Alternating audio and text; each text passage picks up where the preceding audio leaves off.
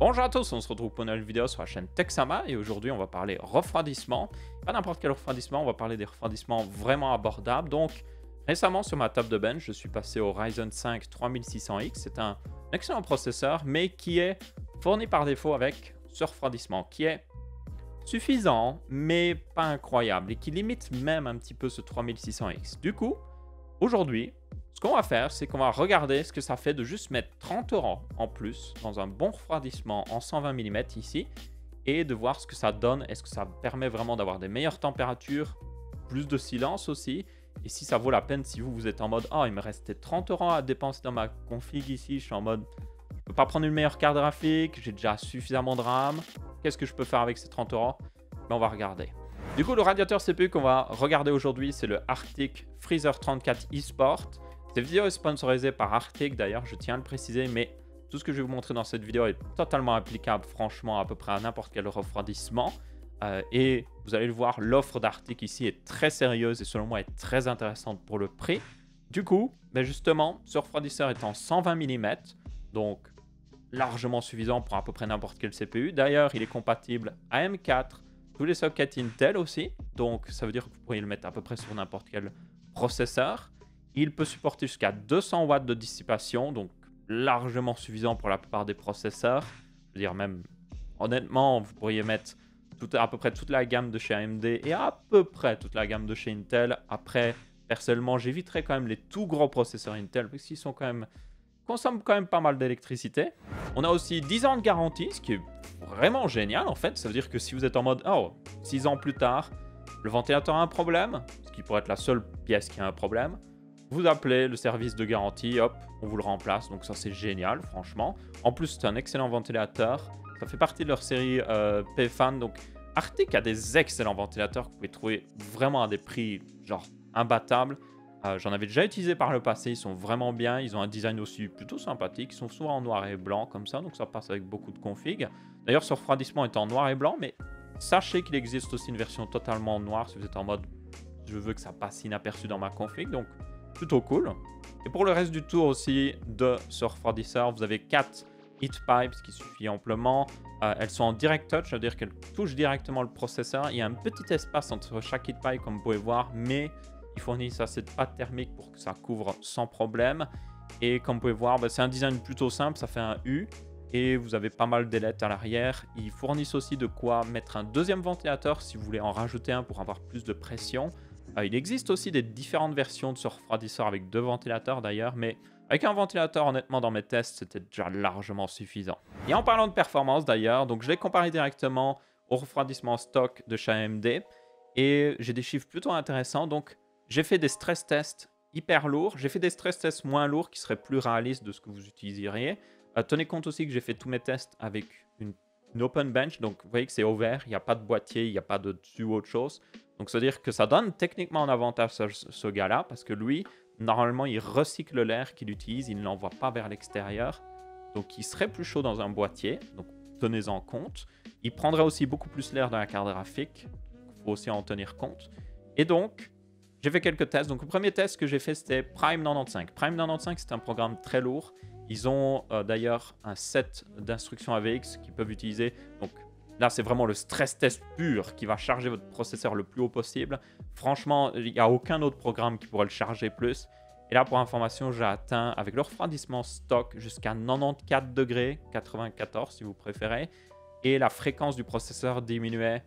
Normalement, il peut booster jusqu'à 4,1 GHz, ce processeur-là, quand il est bien refroidi. Et là, j'étais à 3,9 pour vous dire. Évidemment, il se limitait au niveau fréquence pour maintenir des températures décentes, mais 94 degrés, voilà. En une charge plus réaliste, donc là on parle d'une charge sous Cinebench, qui est un programme de rendu. Donc j'ai fait plusieurs trucs de Cinebench d'affilée. Il y avait une température de 74 degrés, donc c'est beaucoup plus réaliste ici. C'est plus que vous devriez vous attendre dans des charges traditionnelles. Après, encore une fois, on est en open bench. Et là, pour information quand même, je donne un petit peu des chiffres, on avait un score de 1606 points sur Cinebench et une fréquence stable, entre guillemets, de 4,06 GHz. Ensuite, j'ai installé l'Arctic ici présent. Et là, les chiffres sont plutôt intéressants. Donc déjà, avec le full stress test de Prime 95, donc le stress test hyper lourd, comme j'ai dit avec les instructions AVX, nous avions une température maximum de 83 degrés. Donc là, on a déjà une sacrée amélioration, mais ça va être mieux après, attendez. Et on avait une fréquence d'ailleurs maintenue de plus de 4,05 GHz. Donc on était plus bas au niveau température et on avait une meilleure fréquence. Et dans Cinebench, nous avions une température de 68 degrés avec un score de 1629 points et une fréquence de 4,12 GHz. Donc là, il est même au-dessus de son boost légèrement. Et le plus important là-dedans que je n'ai pas encore parlé, c'est le bruit, forcément. Donc lui, il n'est pas hyper bruyant, ça va encore, comparé par exemple à un ordinateur portable en pleine charge, mais il n'est pas silencieux. On va être honnête, il n'est clairement pas silencieux. Et lui, évidemment, pendant tous mes tests, il était à plein régime en permanence.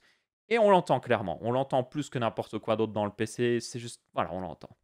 Par contre, le refroidissement d'Arctic ici, franchement, on l'entendait presque pas. En pleine charge, même dans Prime 95, il était hyper silencieux. Et pour information, j'ai régulé la température seulement avec la carte mère, de la même manière pour les deux refroidissements.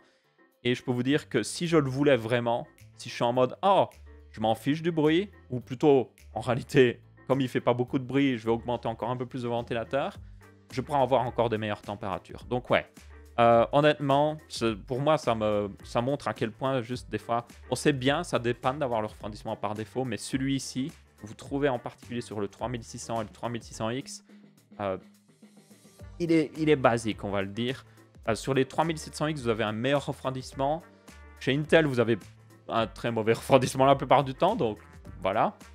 Mais c'est juste, ça montre à quel point, en fait, ça vaut vraiment la peine de juste mettre 30 €. C'est 30 € pour cet Arctic Freezer 34 et avoir un bien meilleur refroidissement, franchement. Aussi au niveau installation, parce qu'il faut en parler. Alors, celui-là, ce refroidissement par stock de chez AMD est très facile à installer. Forcément, il est fait pour ça.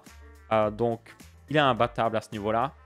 Mais toutefois, le Arctic 34 ici est franchement très simple à installer parce que comparé à d'autres refroidissements à tour, le problème bien souvent que vous avez avec les refroidissements à tour, selon moi, c'est les fixations pour le ventilateur. Ici, l'avantage, c'est qu'elles restent accrochées au radiateur et vous avez juste à les passer par-dessus le ventilateur.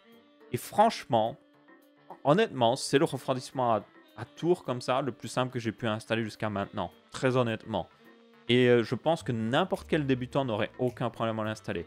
C'est pas aussi simple que le refroidissement stock, mais ça en est vraiment pas loin.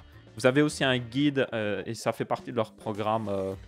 Ils essayent d'être le plus green possible, avec par exemple l'emballage qui est principalement en carton, et aussi le fait qu'ils n'incluent pas de manuel. Vous avez juste un petit QR code que vous devez scanner, ça vous donne un manuel en ligne qui est honnêtement beaucoup plus clair encore.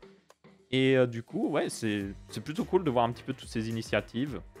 Juste essayer de respecter plus l'environnement et aussi offrir des instructions et offrir une installation qui est le plus simplifiée possible pour quelqu'un qui n'y connaît pas grand-chose, quoi. Ok, alors, c'est l'heure de la conclusion. Du coup, est-ce que ça vaut la peine de juste dire « Oh, ça sert à rien. » Je jette très bien derrière, mais j'ai pas envie de casser quelque chose. Est-ce que ça sert à rien et autant le remplacer par un refroidissement qui vaut 30 €, donc pas grand-chose en plus? Moi, je dirais oui, totalement. Le silence que vous avez en plus, ça, c'est le plus gros point positif. Le silence que vous avez en plus. Le gain de température aussi, un bon gain de température. Et les performances en plus que vous avez valent largement la peine. Et seulement pour 30 €. Je veux dire, si vous êtes en mode « Oh, j'ai déjà pris la plus grosse carte graphique que je peux prendre selon mon budget. J'ai déjà 16 Go de RAM, j'ai pas besoin de plus. J'ai déjà un gros SSD qu'il me faut. J'ai juste 30 €.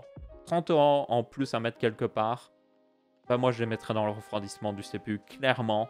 Ça vous aidera pas mal. Ça vous donnera aussi des meilleures performances dans les jeux. Parce que la carte graphique, elle aussi, chauffe pendant les jeux. Et le problème de ce genre de refroidissement, c'est qu'il est juste à côté de la carte de l'autre côté. Hein. Il reprend la chaleur de la carte graphique. Ça envoie vers la carte mère. Donc ça tourne. Et ça reprend de la chaleur encore une fois. Donc c'est pas idéal, forcément. Ici, l'avantage, c'est que tout sort par l'arrière du boîtier. L'air frais vient par l'avant du boîtier. Bien souvent, les boîtiers ont des ventilateurs en avant qui envoient de l'air frais directement dans le ventilateur de ce gars-là. Donc ouais, honnêtement, pour 30 €, franchement, ça vaut largement la peine de prendre un de ces refroidissements en 120 mm au format tour. Donc ici, forcément, la vidéo était sponsorisée par Arctic. Encore une fois, merci à eux. mais c'est applicable selon moi à beaucoup de refroidissements dans le même genre. Vous aurez un lien dans la description si toutefois vous êtes intéressé. Selon moi, c'est une excellente offre. Déjà, d'un point de vue design, il est très classe. Vous avez aussi une version noire et blanche, mais aussi une version noire, comme j'ai dit. Et l'installation le rend franchement très noob-friendly. Donc, ouais, ça vaut largement la peine. Petite astuce, toutefois. Si vous avez déjà installé le refroidissement par défaut, la pâte thermique qu'utilise AMD est une colle. C'est de la... Je ne sais pas comment ils... Qu'est-ce qu'ils ont pris, mais c'est presque de la colle. Quand vous l'enlevez, faites attention de ne pas trop tirer trop fort. J'ai déjà vu des gens sur Internet qui avaient arraché leur processeur, c'est pour dire. Là, la pâte thermique de Arctic, c'est d'ailleurs de la MX4, qui est excellente. C'est l'une des meilleures pâtes thermiques que vous pouvez acheter sur le marché. Donc, plutôt cool de l'avoir inclus directement avec le refroidissement. Du coup, merci à tous. J'espère que vous avez bien apprécié cette vidéo. N'hésitez pas à laisser votre avis, que ce soit en pouce bleu, pouce rouge ou en commentaire. Lien dans la description, comme j'ai dit. Et on se retrouvera pour une prochaine vidéo. Ciao, ciao!